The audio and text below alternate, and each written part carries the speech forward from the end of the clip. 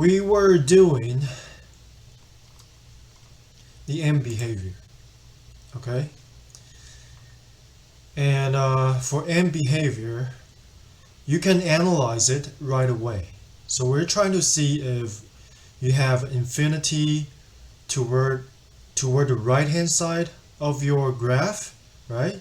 So x will become bigger and bigger, and when you plug it into your function f of x, what will that turn out to, right? Is it gonna be the whole value will be bigger?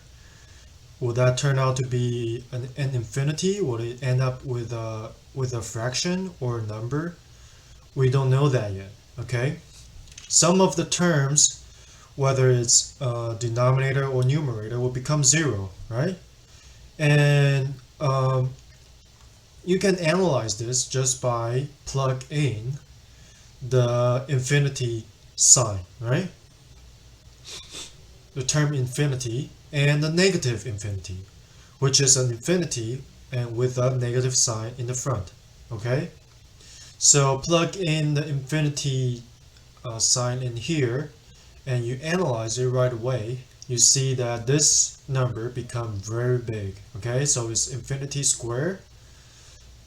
So that will just be infinity and then times 7, so that's a large number, minus a smaller, way smaller infinity number.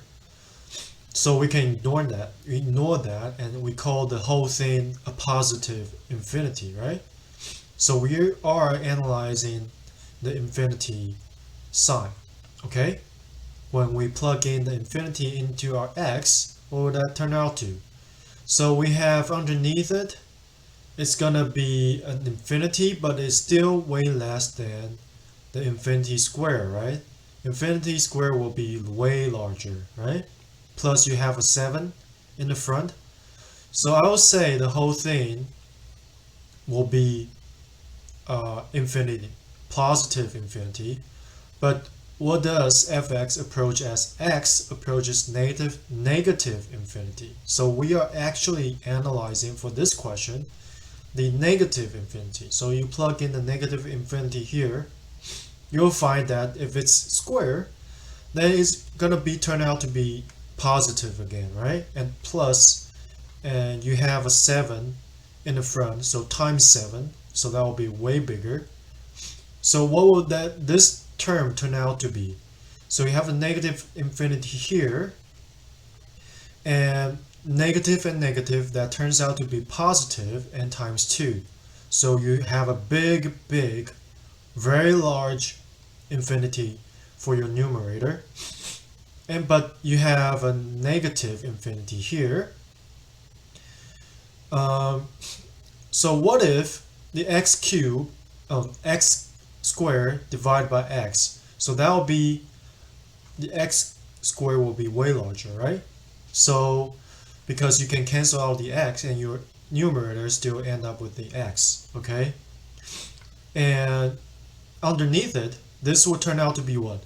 Negative infinity times 15, still negative infinity, right? Plus 5, that's insignificant, okay? Insignificant, so the whole thing for our new denominator will still be negative infinity, but you're dividing a way larger infinity square number plus the infinity times 2 here. So you're dealing with a way larger number, right? But you're dividing with a negative sign, so your whole thing will be negative infinity, okay? So it's approaching your y, your value is approaching negative infinity. You can sort of analyze it right away. But another trick is that you can actually divide whatever your denominator with the largest degree, in this case will be what? Your x to the power of 1. That's the largest degree, right? So you divide it by x to the power of 1, which is x, right? On both the numerator and the denominator. And with this applying to our numerator, So it's 1 over x, same thing as divided by x, right? So that will equal to what? 7x minus 2, okay? So 2 becomes insignificant in our view, right? And this turns out to be what? We're trying to get rid of our x, our highest degree. That's what our purpose of using this trick, right? So we're applying the x to get rid of the divide the x to get rid of the x. Okay, so this ends up with 15 minus the insignificant number. But what if we have a negative infinity here? Times 7, still a negative, right? Minus 2. That put us toward the left of the graph. So the whole thing will be negative infinity, right? And so what do we have here? 15 only. So infinity divided by 15 is still negative. Remember, our numerator is negative, so it's negative infinity. So you just got to use your analyzing skills here, right? So apply your skills. You don't have to do all that. You can do it right away unless it's too complex. Then you can divide the terms by the highest degree for our denominator. Okay? So you see here, you have a rather complex number, rational functions here. So our highest degree for our denominator will be x to the power of 9. So we divide by that, this will end up with 1, and that will be 3 over x to the power of 7, right? So the whole thing will be insignificant. So remember, we have an insignificant number. If we apply the positive infinity, we have a 1 underneath it, right? So divide by x to the power of 9 for our numerator. This becomes 6 over x to the power of 4, which is also insignificant, okay? So that will become 0 because you have a insignificant number above it minus an insignificant number above it. That will end up with a 0, okay? Divided by 1, right? So you see here, if we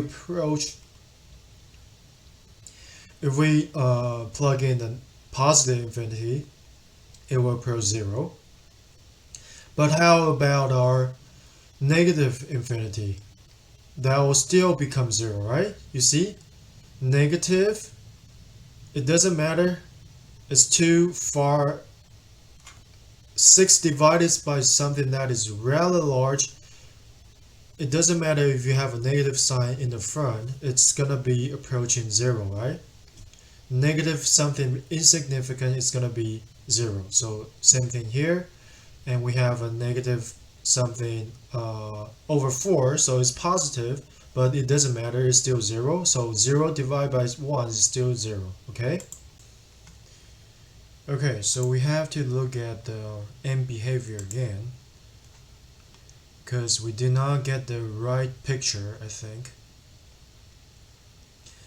So end behavior. So we're doing the second graph, and we're trying to get the horizontal asymptote.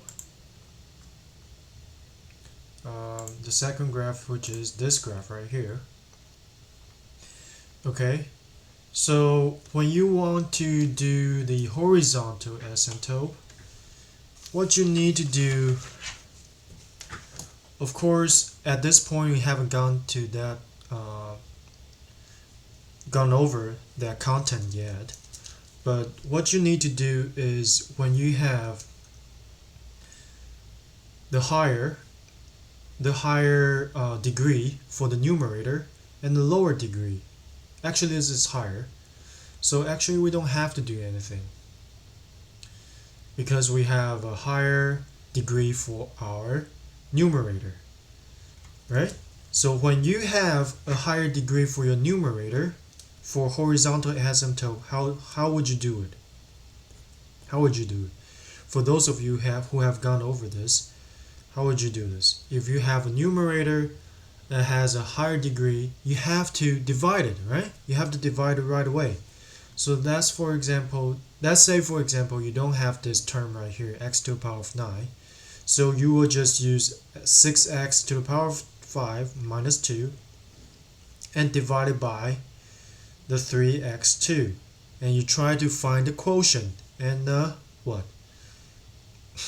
And the quotient will actually be your, if it's a straight line, if the polynomial looks like a straight line, then that's probably your asymptote, okay? But you probably end up with a slanted asymptote.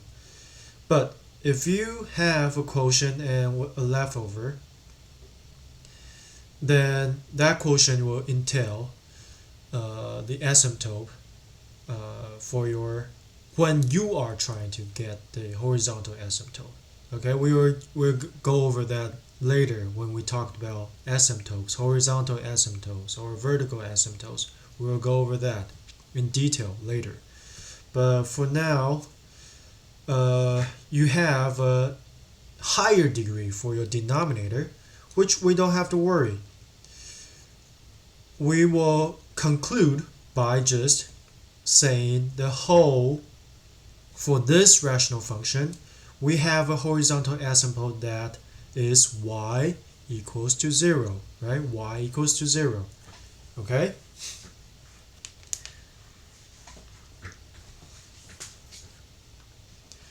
Okay, so y equals to 0. What if you have a same degree? You have an x to the power 4 for your numerator, and you have an x to the power 4 for your denominator. That would just be the highest degree's coefficient divided, right? So you end up with a fraction or a number. So for instance, you have an x to the power of 5 and x to the power of 5, and you don't have this x to the power of 9 here. And you will use your sixth coefficient. You just divide the coefficient, so 6 divided by 3. You end up with 2.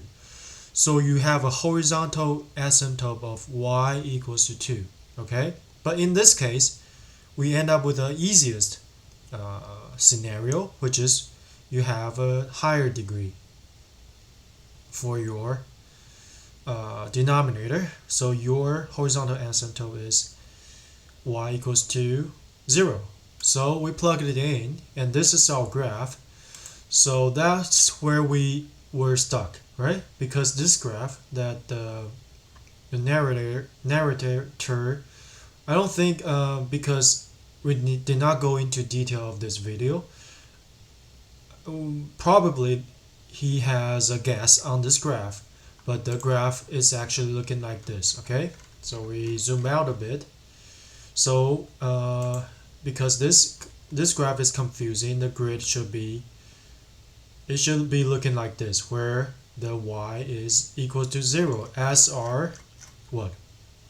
As our horizontal asymptote, right?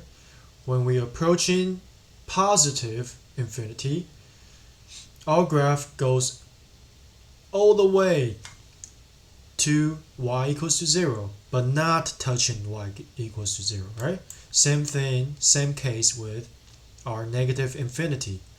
As our x approaches the negative infinity, our y approaches 0.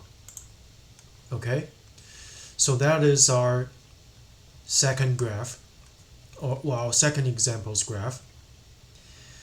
And the thing here, the important thing here, because we are analyzing end behavior, so that will be, you just plug in the plus and minus infinity, and you will find out that it's indeed our y equals to 0 when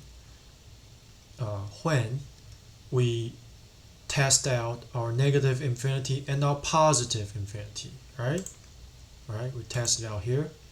Okay, thanks for watching this video, and hope you get a good grades on your test. Okay, good luck on your test. Have a good day.